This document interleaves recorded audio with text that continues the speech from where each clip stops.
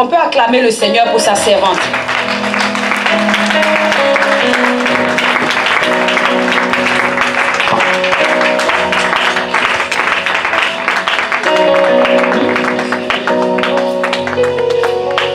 Gloire et honneur au ressuscité, vaincu le péché et la mort. Mais ce que je suis aujourd'hui, c'est grâce à toi, Père. C'est pourquoi nous élevons nos voix aujourd'hui pour te magnifier, pour te glorifier. Et te dire encore une fois merci, Seigneur mon Dieu.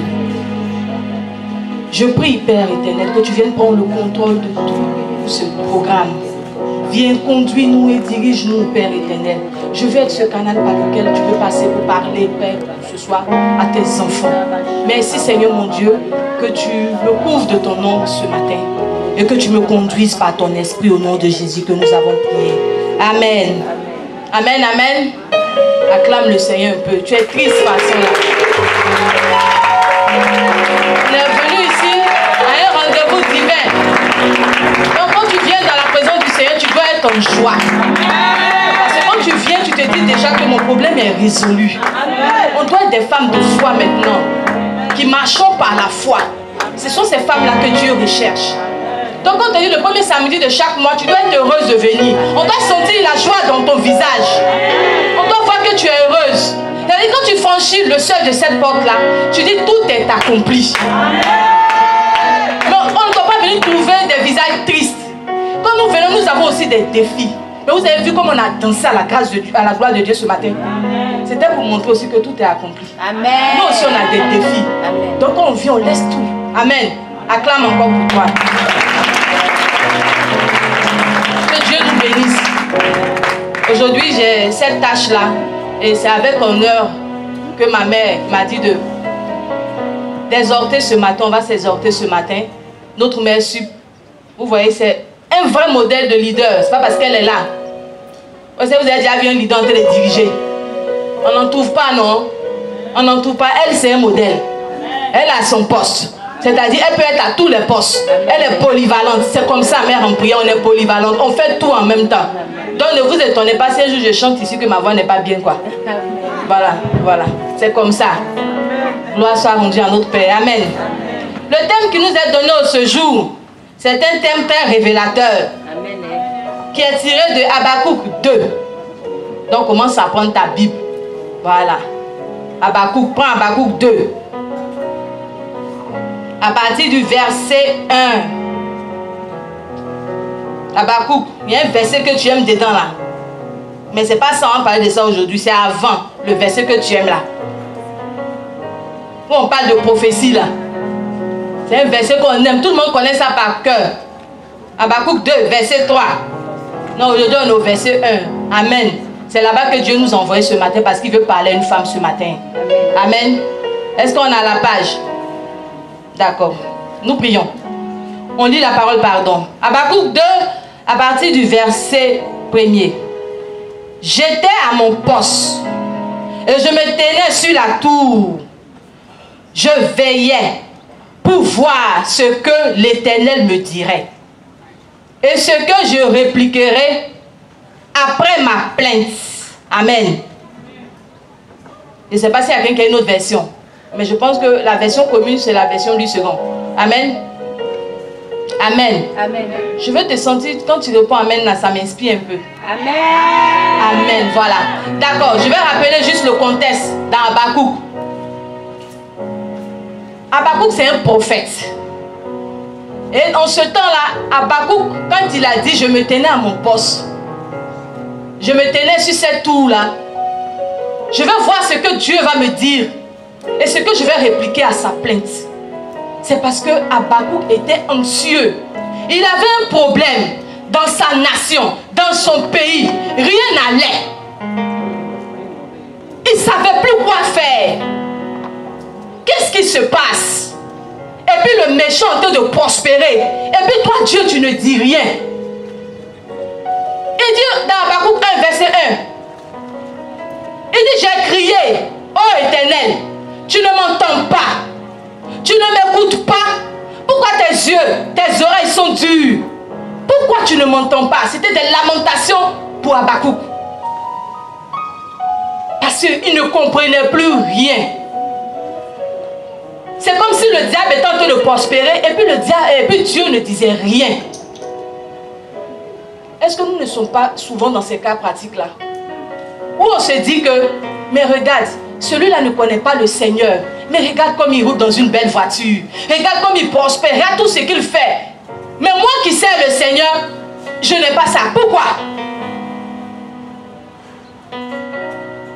Ce Dieu fidèle en qui j'ai cru, en qui j'ai mis mon alliance, pourquoi il ne me répond pas? C'est parce qu'il n'entend pas mes prières. C'est parce qu'il ne voit pas ma souffrance. Je souffre depuis, mais Dieu ne dit rien. Ma situation n'a pas changé, mais Dieu ne dit rien. Et Habakkuk avait cette pression-là, comme nous avons cette pression en tant que des mères, en tant que des pères, parce qu'aujourd'hui il y a des pères ici. Où toute la famille compte sur toi. Et tu ne comprends rien. On vient même te poser des questions. Tu ne sais pas quoi dire. Quoi répondre à cette situation? Qu'est-ce que je peux dire? Je prie. Mais Dieu ne m'a pas encore exaucé. Habakkuk était découragé. Déconcentré. Pour lui, peut-être délaissé.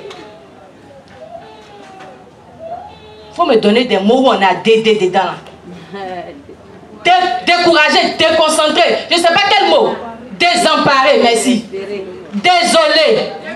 Déprimé. Démoralisé. Amen. C'était tous les dédés pour Habakkuk. Dépassé, merci maman. Il était dépassé par les événements, comme on le dit. Maman, quoi encore? Détruit.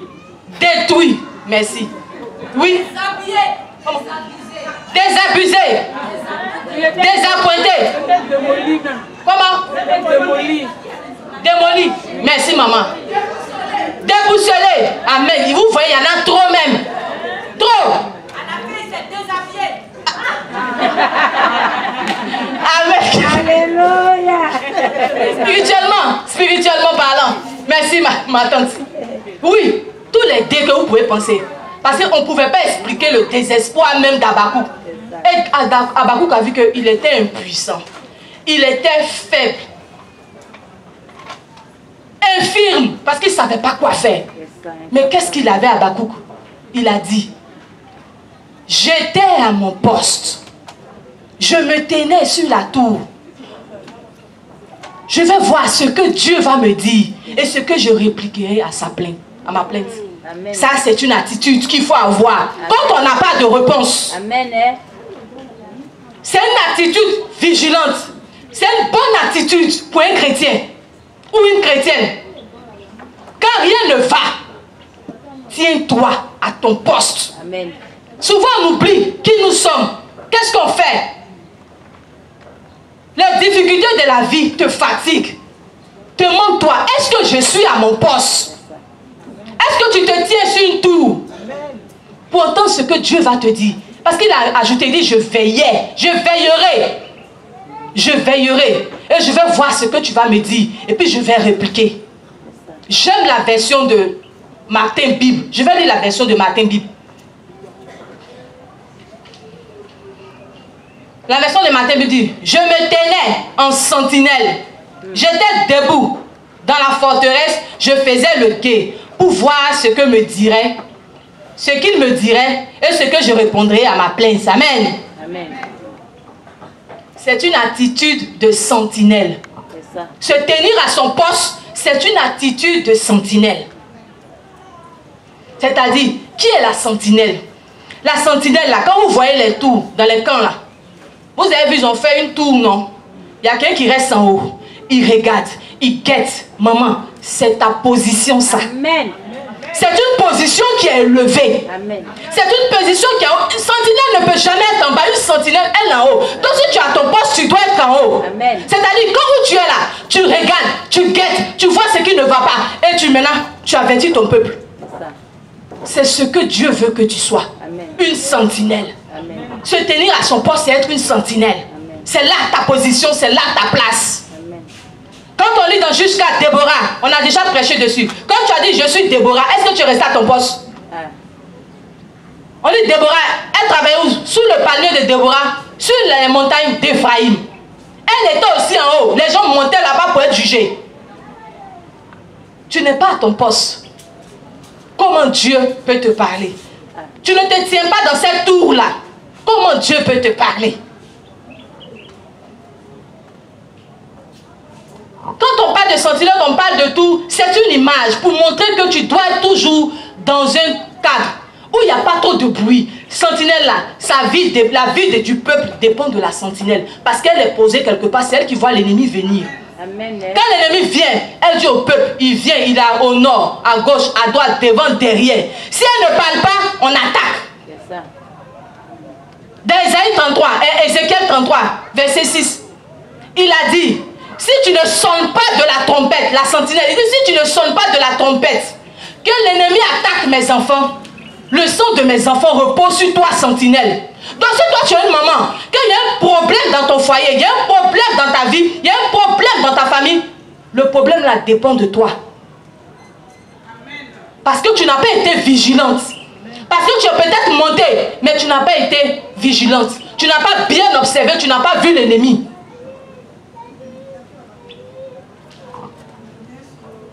La sentinelle là, c'est comme un soldat. Elle ne dort pas. Elle a son poste, elle ne dort pas. Elle est sur cette tour, elle ne dort pas. Quand il dit, je veillerai, c'est pas veiller de la nuit jusqu'au matin. Ça peut être ça. Mais aussi, c'est pour te dire de prier tous les jours. Sans cesse. C'est ce que Jésus a dit dans la Bible. Dans Matthieu 24. Il dit, priez, on ne sait pas le jour où le diable il attaque. Il dit, si le propriétaire de la maison sait à quelle heure un voleur vient, il n'allait pas dormir, il allait veiller. Donc personne ne sait le jour ni l'heure. Donc veillons.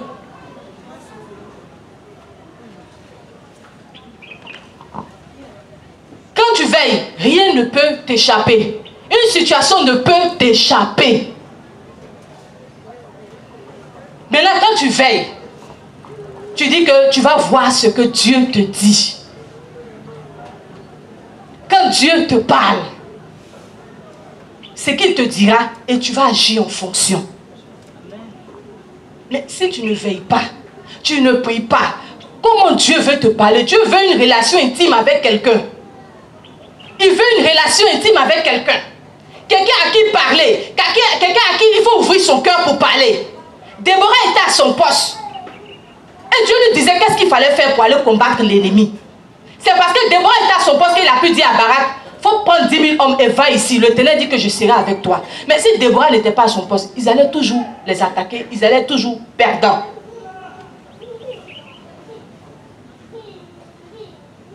Donc c'est le rôle d'une sentinelle. De veiller et de prier. Veiller, prier. Veiller, prier. C'est à cela qu'on a appelé. La Bible dit quoi? De prier quoi? Sans cesse. Sans répit. Sans répit. Quand Dieu te parle, tu agis. Et tu as les situations en main. Tu sais maintenant qu'est-ce qu'il faut faire dans ta prière. Tu sais maintenant quel combat tu peux mener. Parce que tu connais maintenant le but de ton problème. Tu connais maintenant le sujet de ton problème. Tu sais ce qui ne va pas dans ta vie et tu peux prier. Mais si tu n'as pas d'attitude adéquate, Dieu ne peut pas te parler. Il y a beaucoup qui disent que je prie, mais Dieu ne me parle pas. Je n'entends rien. Dieu ne me donne pas des instructions. Il faut que tu changes ta manière de prier. Il faut que tu changes peut-être ton attitude.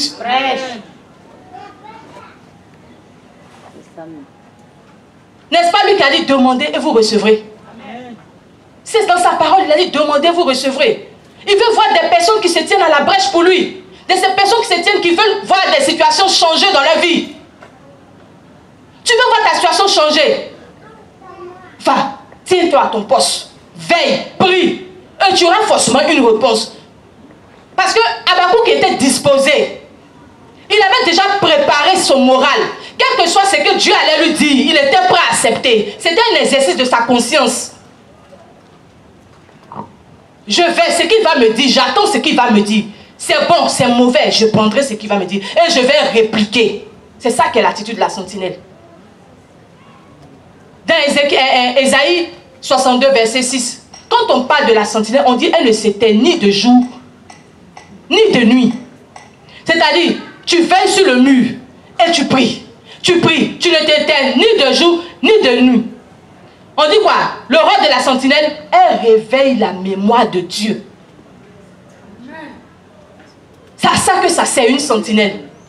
Tu ne vas pas pour prier, tu réveilles la mémoire de Dieu, tu le rappelles. C'est pourquoi Habakkuk a dit, j'attends ce qu'il va me dire et je vais répliquer. Maman, quand nos enfants nous demandent des choses là, ils nous rappellent toujours non. Tu sais que tu dois donner, mais lui il te rappelle. Donc tu sais que Dieu doit te donner, il t'a promis quelque chose, il va te donner, mais tu le rappelles. Il a dit quoi dans Ésaïe 26, à partir du verset 2, pardon. Il dit, pardon, à Ésaïe 43, verset 26, pardon. Il ne faut pas que je coche les choses. Il dit, réveille ma mémoire. Plaidons ensemble. Parle toi-même pour te justifier. Toi-même, il faut parler pour te justifier. Quand tu parles toi-même pour te justifier, quand on te dit de parler toi-même pour te justifier là, c'est de faire maintenant des prières de foi. Des prières de foi. Ce n'est plus les prières où on dit, Seigneur, je souffre trop. Seigneur, ça ne va pas dans ma vie. Non. C'est bon, c'est une prière. Maintenant, on veut des prières de foi. Seigneur, tu as dit dans ta parole, quand on dit de rappeler le souvenir de Dieu, Seigneur, tu as dit dans ta parole que les eaux et les fleuves ne me submergeront pas. Parce que tu vas marcher avec moi. Je vais marcher dans le feu, mais je ne serai pas brûlé. Il faut rappeler la mémoire de Dieu avec des paroles bibliques, des versets bibliques.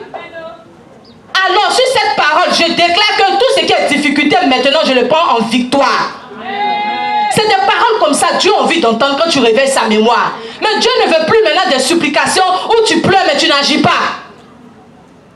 Nous venons ici, on nous donne des recommandations. Nous repartons à la maison, on ferme les versets bibliques, on est parti. Pourtant, quand les mamans viennent ici, les mamans viennent avec des versets bibliques à l'appui pour prier. C'est ça même. Quand on prie, on prend pour le travail, on prend tous les versets bibliques. Pour le mariage, on prend tous les versets bibliques. Maintenant, quand tu vas à la maison, là, tu ne t'appuies d'aucun verset. Et tu dis que Dieu ne me parle pas. C'est ça. Dieu ne répond pas. Dieu répond. Mais il veut que tu répondes. Il veut entendre des prières de foi. Des prières de déclaration. Quel est ton sujet? Seigneur, je suis malade, ça ne va pas. Guéris-moi. Seigneur, guéris-moi. Seigneur, guéris-moi. Seigneur, guéris-moi. Ce n'est pas une prière de foi. Ça, c'est une prière, mais ce n'est pas une prière de foi. Seigneur, tu as dit dans Ésaïe 54, que par tes maîtrissures, je serai guéri. Amen. Donc, je déclare sur cette parole-là, Seigneur, qu'à partir de cet instant-là, je reçois une visitation divine et je suis guéri. Ce sont des prières comme ça, Dieu veut. Appuyer sur la parole de Dieu. Seigneur, j'ai des problèmes, je n'arrive pas à décoller, j'ai besoin de finances.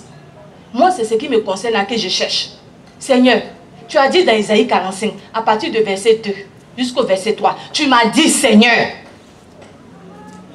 que tu allais marcher devant moi, que tu allais briser les portes des reins, tu allais briser tout ce qui est clou, et que tu allais me donner des richesses, tu allais me donner des trésors, ce qui même est enfoui, tu allais me donner, afin que je sache que c'est toi qui es l'Éternel. Alors Seigneur, sur cette parole-là, je m'appuie et je te demande de me montrer mes richesses.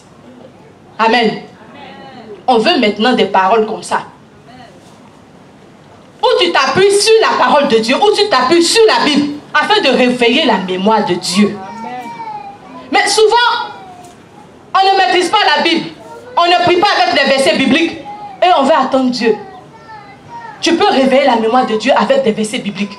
Seigneur, depuis mon célibat, tu as dit dans ta parole qu'il ne faut pas que l'homme soit seul, la femme soit seule. Tu as dit dans 1 Corinthiens 7, à partir du verset 9, qu'il n'est pas bon que la femme brûle.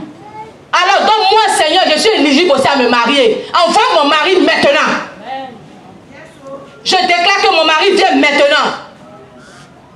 Ce sont des paroles de foi. Des prières de foi. Des prières qui peuvent changer des situations.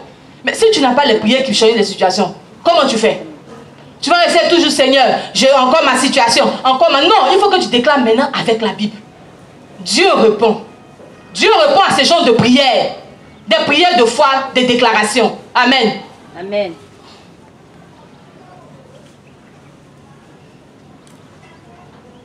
Pour dire que Dieu répond. Dieu répond à toutes les prières. Ce matin, quand maman a commencé, elle a dit, tu es venu le matin, hier tu as dormi, tu t'es réveillé, tu es venu, tu as fait une prière. C'est une prière qui est exaucée. Amen. Souvent on se dit que non, Dieu n'exauce pas, Dieu exauce. Parce que chaque matin tu dis, Seigneur, je te recommande ma journée. Quand tu rentres, tu lui dis merci. C'est une prière, Dieu t'a exaucé. C'est une prière immédiate, non? C'est une prière qui a eu son exaucement en même temps. Amen. Dieu t'a béni en même temps. Et ce n'est pas une réponse du Seigneur. C'est une réponse du Seigneur. C'est lui qui nous a dit qu'il écoute nos prières. C'est ce qu'il nous a dit. Il dit, ne craignez point. Ne craignez point, ne vous inquiétez de rien. Mais en toute chose, faites connaître vos besoins par la prière. C'est pas ce qu'il a dit dans Ephésiens 4. Philippiens 4, pardon. Donc, c'est lui qui a demandé de lui demander. Tu demandes. Mais souvent, nous demandons mal, comme il le dit dans Jacques 4. On demande mal, on demande des choses pour assouvir nos besoins personnels. C'est pourquoi Dieu ne répond pas souvent. Parce que nous ne savons pas demander. Ton besoin doit être aussi le besoin de Dieu. Ça doit être en rapport avec sa volonté pour qu'il exauce ta prière. Et souvent quand les réponses tardent, on se dit que non, Dieu ne t'écoute. Dieu t'écoute, mais il te dit que ta prière, ce n'est pas une bonne prière, ce n'est pas bon pour toi. C'est pourquoi depuis il ne te répond pas. Et il y a des conditions aussi à être pour remplir, pour que Dieu aussi t'entende. Est-ce que ta marche aussi avec Dieu est un exemple? Il a dit quoi dans Hébreu? Il dit, approchez-vous du trône de grâce avec une assurance. Est-ce que tu peux t'approcher de Dieu aussi avec assurance? Est-ce que tu es exempt de tout reproche?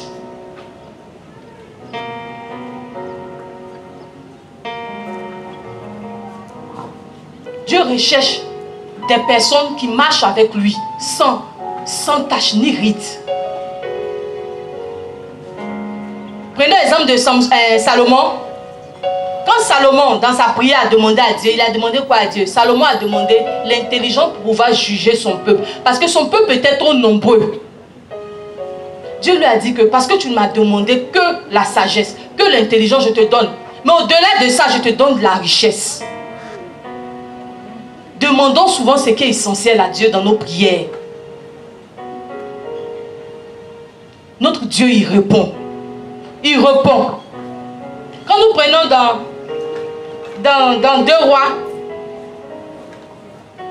quand Élisée était chez lui et que le peuple de Dieu était attaqué par le peuple syrien, Élisée n'était que chez lui. Élisée était un prophète. Élisée était un voyant. Mais Élisée pouvait détourner le piège de l'ennemi simplement assis dans sa maison. Pourquoi? Parce qu'il avait une communion parfaite avec Dieu. Il avait une communion parfaite avec son Dieu. Jusqu'à ce que le cœur de l'ennemi fût agité. Est-ce que le cœur de tes ennemis peut être agité par ta prière? Parce qu'il se demandait de savoir qui était cette personne-là qui déjouait tous les plans. Et il y a un serviteur dans le camp de l'ennemi qui a dit non, il y a un prophète chez eux là. Ce que tu dis dans ta chambre là, il est là-bas. Et puis il entend. Et quand ils ont cherché, à voir qui était Élisée, ils avaient envoyé une troupe pour venir attaquer Élisée. Et le serviteur d'Élisée était très inquiet. Il a dit à son serviteur, ne crains pas. Ceux qui sont avec nous sont plus nombreux que ceux qui sont avec eux. Mais il ne croyait même pas. Il a prié, il a dit, Seigneur, ouvre les yeux de mon serviteur. Quand il a vu, ceux qui étaient avec eux étaient vraiment plus nombreux. Ça, ce n'est pas une prière. Ce n'est pas une réponse immédiate. Et quand ils sont venus, il a prié encore, il a dit, Seigneur, qu'ils soient frappés d'aveuglement, tous ceux qui sont là. Ça, c'est pas une réponse. Ils ont été en même temps frappés d'aveuglement. Seigneur, qu'ils se retrouvent au milieu du camp. Ils se sont retrouvés où? Au milieu du camp. 3 fois Élisée a prié, 3 fois il y a eu une réponse.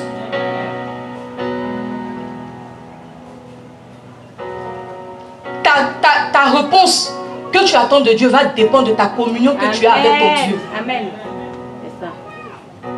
Ça dépend de ta communion que tu as avec ton Dieu, ton intimité que tu as avec ton Dieu. Ça va dépendre. Donc si ta réponse tarde, remets-toi en cause. Demande-toi, est-ce que je suis à mon poste pour que Dieu puisse me parler? Sinon tu vas te lamenter. Il y aura des situations dans ta vie que tu ne comprendras pas. Dieu ne pourra pas t'éclairer sur les situations parce que tu n'es pas à ton poste. Dieu parle encore. Jusqu'à aujourd'hui, Dieu parle. Amen. Mais toi, femme, il faut que tu sois à ton poste. Amen.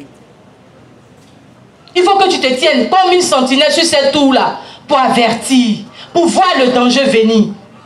Et puis pour combattre le danger. Mais non, ça ne sert à rien que maintenant tu dormes. Réveille-toi, lève-toi. Matthieu, si ça dit quoi? Entre dans ta chambre, ferme-toi. Et prie ton Dieu. Il saura te le rendre. Il saura te le rendre. C'est-à-dire que tu dois t'éloigner maintenant de tout ce qui est bruit. Et apprendre maintenant à te retirer pour prier ton Dieu. Afin que tu aies une réponse sur la situation dans laquelle tu te trouves. Amen. Tu veux que les situations changent. Toi aussi, change d'attitude. Mais tu ne peux pas rester comme tu es et prétendre changer les choses. Fraîche.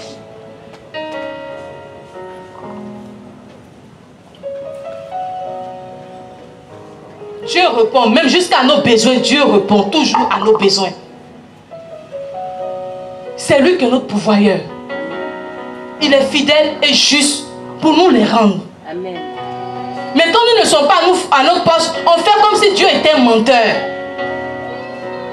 On n'a pas le droit de faire comme si Dieu était un menteur.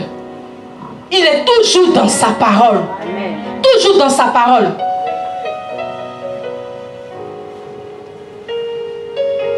Dieu répond d'une manière souvent inattendue. Pierre était allé pêcher. Quand il allait pêcher, Dieu lui a dit simplement quoi? Jette ton filet de ce côté. Est-ce que ce n'est pas une réponse aux prières quand Pierre a pris ses filets qui partaient pêcher? Amen. C'était une réponse immédiate. Ce Dieu qui a fait pour Pierre, il peut encore le faire aujourd'hui pour nous. Quand ces disciples-là devaient nourrir toute cette foule-là, Dieu leur a dit quoi? Il dit ne craignez pas. Ne craignez pas. Qu'est-ce qu'on a ici? Il n'y avait que quoi? 5 pains et 2 morceaux de poisson. Ça, ce n'est pas un miracle. Ce n'est pas une réponse à une prière. Dieu peut faire au-delà de ce que nous on peut penser ou imaginer. Les pains se sont multipliés. Ils ont mangé qu'elles étaient rassasiées. Cette veuve-là, qui n'avait plus d'huile, qui avait des dettes, qu'est-ce qu'Élisée a fait avec ses vases d'huile? Il a transformé. Dieu fait encore des miracles extraordinaires. Est-ce que ce n'est pas un besoin que Dieu répond? Mais seulement soyons à notre poste. Dieu veut ouvrir son cœur à une femme. Dieu veut parler à une femme. Est-ce qu'il peut trouver une sentinelle? Amen. Il veut parler à des femmes. Mais nous ne sommes pas disposés. On se lamente beaucoup, mais on n'est pas disposés. On se préoccupe de peu. Est-ce que mon frigo sera rempli? Est-ce que je peux payer mes factures? Je cherche du travail depuis. Je ne trouve pas. On est préoccupé plutôt par ces choses. Mais on ne veut pas être disposé comme Habakkuk à rentrer dans la présence de Dieu et à poser des questions véritables à Dieu.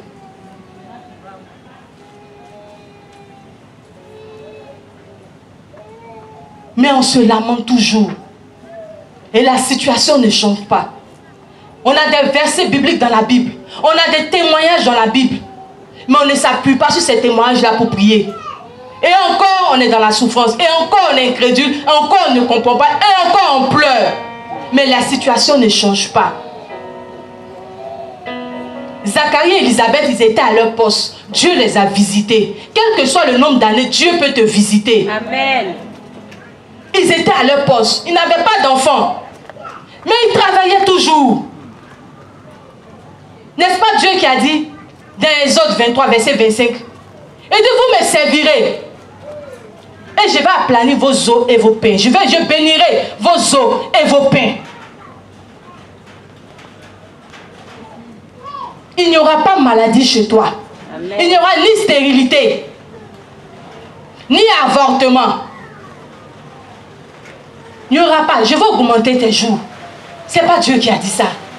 Mais pourquoi on ne s'appuie pas sur ces paroles-là quand nous sommes dans des situations difficiles? C'est pourquoi je dis qu'il faut qu'on rappelle la mémoire de Dieu dans ce que nous faisons. Dans toutes nos prières. Il faut rappeler sa mémoire. C'est lui qui nous a promis. C'est une promesse qu'il nous a faite. C'est pourquoi Habakkuk a dit au verset 3, si la prophétie tarde, attends-la, elle court, elle marche à son terme, elle va s'accomplir, elle s'accomplira certainement. Mais dans ce laps de temps que tu attends tes prophéties-là, toi-même tu es comment? C'est pourquoi par la suite Dieu a dit, le juste vivra par la foi. C'est par la foi, rien que par la foi, que tu peux attendre ta promesse. Tu peux attendre une prophétie.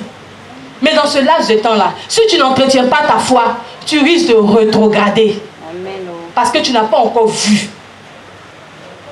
ce que tu attends depuis de Dieu. Élisabeth et Zacharie, quand l'ange est venu parler à Marie, il dit que ta parente aussi est enceinte. Aussi est enceinte. C'est-à-dire, toi aussi, tu peux rentrer dans la bénédiction aussi. Il dit, celle qui était appelée autrefois stérile, est dans son 6e mois. C'est-à-dire que son statut a changé. Son nom a changé. Amen. Était appelée stérile. Donc toi aussi, ta situation aussi peut changer. Mais sois à ton poste. Tiens-toi sur cette tour-là. Veille. Attends de voir ce que Dieu va te dire de faire. Zacharie, ils ont attendu, l'ange est venu. Anne allait prier. Elle a entendu la parole de Dieu. Quand Élie lui a dit, tu vas enfanter. Donc, quelle que soit ta bénédiction, tu enfanteras de ta bénédiction. Amen. Mais toi, tu te tiens à ton poste.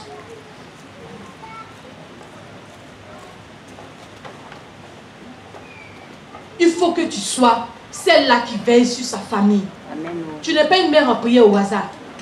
On a dit ici que ta position est levée. Tu dois te tenir sur cette tour-là pour voir qu'est-ce qui se passe.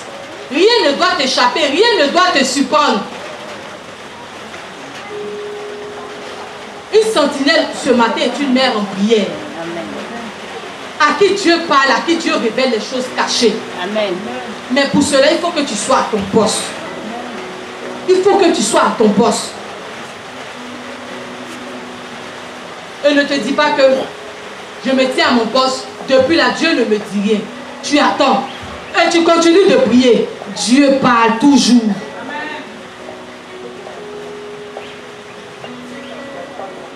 Que Dieu nous bénisse. C'est le message que je voulais partager ce matin avec vous. Afin que nous puissions être des sentinelles. Nous puissions être des prophétesses. Nous puissions être des voyantes. À qui Dieu parle.